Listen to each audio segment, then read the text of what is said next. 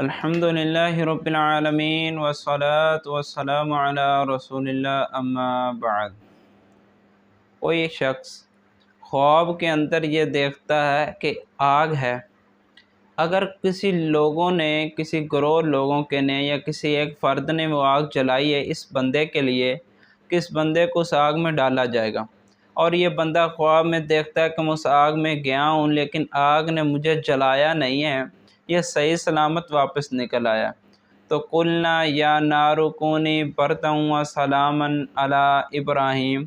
تو یہ دلیل ہے اس بات کی کہ قوم والے یہ لوگ اس کے مخالف ہیں لیکن اللہ اس بندے کا ساتھ دینا چاہتے ہیں، یہ بندہ حق کے اوپر ہے۔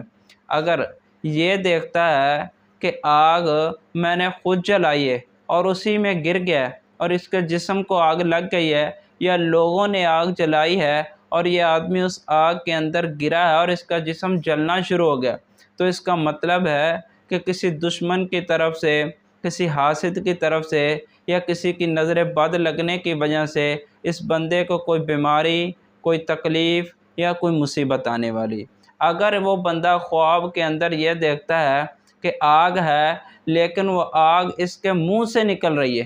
تو یہ بندہ اپنی باتوں پر، اپنے روزمرہ کے کاموں پر دھیان دے کہ کسی بندے کے اوپر یہ بہتان تو نہیں لگا رہا۔